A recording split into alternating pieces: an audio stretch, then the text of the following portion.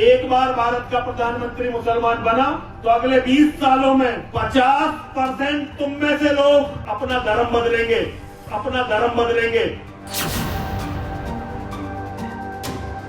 जिन्हें आपने अभी अभी अपने स्क्रीन पर बोलते हुए देखा, इनसे आप अच्छी तरह वाकिफ होंगे। जो लोग इन्हें नहीं जानते, चलिए उनसे इनका तारुफ करा देते हैं। इनका नाम है यति नरसिम्हानंद। ये गाजियाबाद के डासना देवी मंदिर के मुख्य पुजारी हैं और विवादित बयानों से इनका पुराना रिश्ता है। आए दिन सस्ती पब्लिसिटी के लिए ये ऐसा बयान दे देते हैं जिसके बाद हर तरफ इनकी चर्चा होने लगती है। इसी कड़ी में इन्होंने एक बार फिर से ऐसा कुछ विवादित बयान दे दिया है जिसके बाद इनके ऊपर एफआईआर दर्ज किया गया है। चलिए पहले आपको वो विवादित बयान सुना देते हैं। और दोबारा से मस्जिद बनाएंगे। हाँ डबल केवल 2029 में भारत का प्रधानमंत्री मुसलमान होगा। बहुत नए हुए हैं दिन में। हाँ। केवल 2029 में। और अगर सरकार ने कोई बहुत बड़ी बाजीगरी दिखा दी तो 34 में हो जाएगा। और 34 में भी भगवान का बड़ा करम तुम पे हुआ तो 39 में हो जाएगा। इतने दूर हो तुम महाविनाश से। एक बार भारत का प्रधानमंत्री मुसलमान बना तो अगले 20 सालों में 50% तुम में से लोग अपना धर्म बदलेंगे। तो सुना आपने, यति नरसिम्हानंद के कैलकुलेशन के अनुसार देश के हिंदू महाविनाश से कुछ ही साल दूर है। मतलब 2039 में देश का प्रधानमंत्री मुसलमान बन जाएगा। वैसे अगर कोई मुसलमान नेता प्रधानमंत्री बनना चाहता हो तो वो यति नरसिम्हानंद से मिलकर प्रधानमंत्री बनने का पूरा गणित समझ सकता है, क्योंकि मंच पर चढ़कर जिस तरह से यति नरसिम्हानंद दावे के साथ बोल रहे हैं कि 2039 में देश का प्रधानमंत्री मुसलमान बन जाएगा, यह अच्छा होता कि ये भी बता देते कि उनके इस कैलकुलेशन का आधार क्या है। खैर, कुछ आधार हो ना हो पर भड़काऊ भाषण में यति नरसिम्हानंद का कोई जवाब नहीं।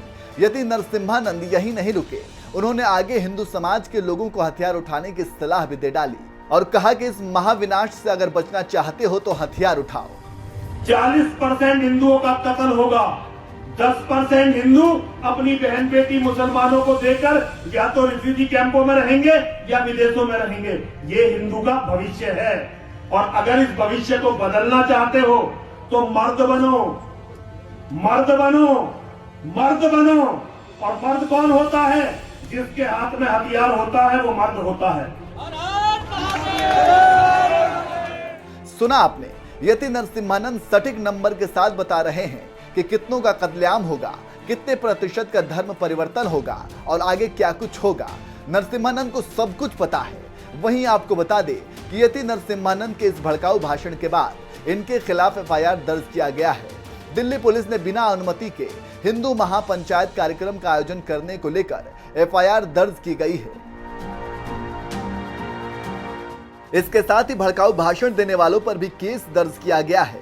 इतना ही नहीं, बिना प्रशासनिक अनुमति के हिंदू महापंचायत कार्यक्रम, भड़काऊ भाषण के अलावा पत्रकारों पर हमले की भी अलग से एफआईआर दर्ज हुई है।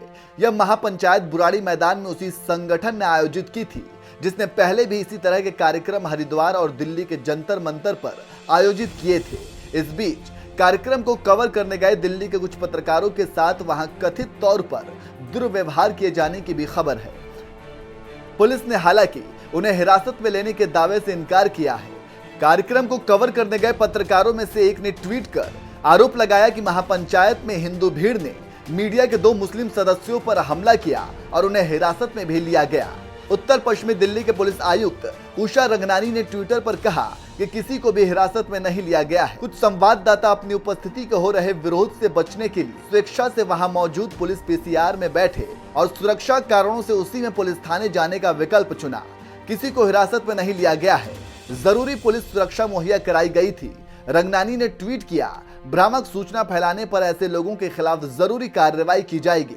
तो इस तरह से यति नरसिम्हानंद के बयान के बाद मामला गरमाया हुआ है।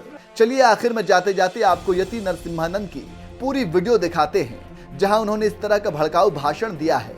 आप सुनिए और कमेंट करके अपनी राय जरूर दीजिए। केवल 2029 में भारत का प्रधानमंत्री मुसलमान होगा। बहुत नए हुए हैं दिन में। हाँ। केवल 2029 में।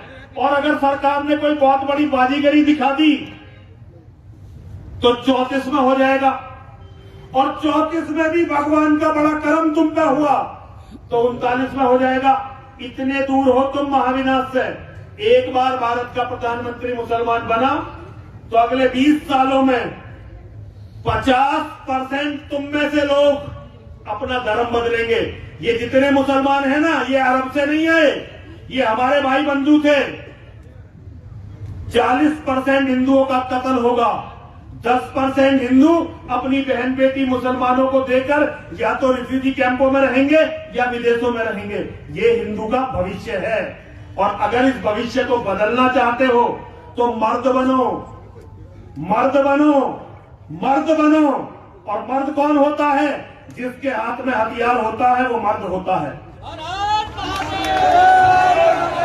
एक मर्द वो होता है जो अपनी घर की औरतों से इतना प्यार करता है कि अपनी घर की औरतों के लिए मर मिट जाता है, उसे मर्द कहते हैं। और जितना प्यार एक पतिव्रता औरत अपने पति और अपने मंगलसूत्र से करती है, मर्द उतना प्यार अपने हथियारों से करते हैं। और हिंदुओं के पास हथियार कहां है? भिखारी बनना छोड़ दो। इतना ही मुझे कहना था, तो इसलिए पिंकी खड़ा हुआ बोलना जरूरी था। अगर नहीं बोलता भैया, इनके भरोसे पर हम गाजियाबाद में रहते हैं, अगर इनकी बात ना माने तो भैया फिर छोड़कर भरना पड़ेगा। तो इसीलिए ये सब सच है। केवल 3 बार मेरे साथ बोलिए, सभी लोगों को बोलना है। बोलिए, विजय मिलेगी या वीर गति, सब महादेव के नाम, जीते जी रण छोड़ के जाना, वीरों का नहीं काम। पंचायतों से, इन जमावड़ों से बिल्कुल थक चुका हूं। ये बिल्कुल बेकार की बातें हैं। केवल बच्चे पैदा करो, केवल बच्चे पैदा करो। अभी जाओ और जो बच्चे पैदा कर सकते हो बच्चे पैदा कर लो भाई, और अपने बच्चों को लड़ने के लायक बनाओ। ये इतनी मोटी मोटी पेट वाले हिंदू, ये किसी काम के नहीं है। इस धरती पर ना लड़ने का, अगर तुम चाहते हो हिंदू मुस्लिमों की लड़ाई ना हो, तो इसका केवल एक तरीका है। कश्मीर फाइल्स देख ली होगी।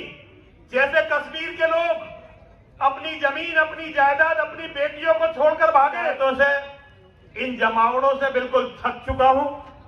ये बिल्कुल बेकार की बातें हैं। केवल बच्चे पैदा करो, केवल बच्चे पैदा करो। अभी जाओ और जो बच्चे पैदा कर सकते हो बच्चे पैदा कर लो भाई, और अपने बच्चों को लड़ने के लायक बनाओ। ये इतनी मोटी मोटी पेट वाले हिंदू, ये किसी काम के नहीं है। इस धरती पर ना लड़ने का, अगर तुम चाहते हो हिंदू मुस्लिमों की लड़ाई ना हो, तो इसका केवल एक तरीका है। कश्मीर फाइल्स देख ली होगी। जैसे कश्मीर के लोग अपनी जमीन, अपनी जायदाद, अपनी बेटियों को छोड़कर भागे,